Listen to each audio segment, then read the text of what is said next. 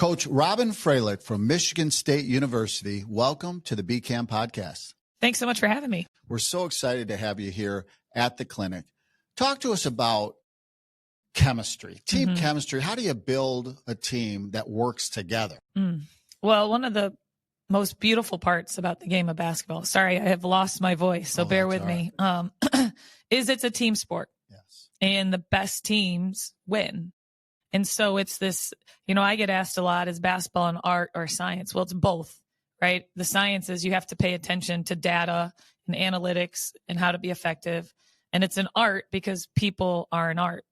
And I think it's this fine balance of coaching the individual and where every player feels like there's a vision and a plan, and then getting them to buy into doing that within the framework of a team, right? So because there is a part where you're coaching players, right? You're coaching players and you're leading a team and figuring out how to do that together. And every season's a little different. I think you have to have a pulse on the temperament of your team, what they need.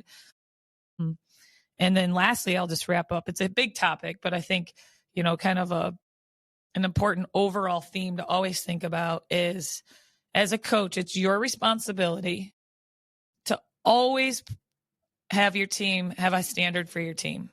And I think it's very natural and an inclination when people are struggling or when your team is struggling to lower the standards. And that's cringeworthy. And the best thing you can do for your players and the best thing you can do for your program is always believe in them that they can reach the standard that you have for them, even when you're struggling. Don't lower the bar, right? Maintain the bar and then help them get there. Love that. But I think when our coaches talk about what is so tough about this profession, a lot of it is conflict resolution, conflict management. Can you talk a little bit more about that and how you use your standards to help solve those problems? Yeah, well, I think it's important to always speak the truth in love. I think when your players know that you're honest and you're consistently honest, there's a trust built in that. So I think it's important to know what you want. I think clarity is kind. So know what you want, know what you expect, hold them to it, and then communicate consistently along the way. Love that a lot. Coach, our theme this year is networking, the power of networking. Can you talk a little bit about how networking may have played a role in your life, or maybe just some general advice for our listeners? Well, when I think of networking, I think of a curiosity, right? Because networking means you're interested in other people. You're interested in learning or how they do things or how they've been successful. And at any level, that's so important.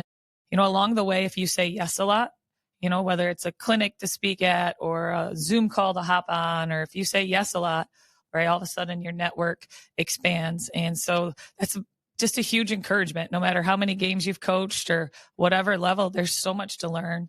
The game is always changing.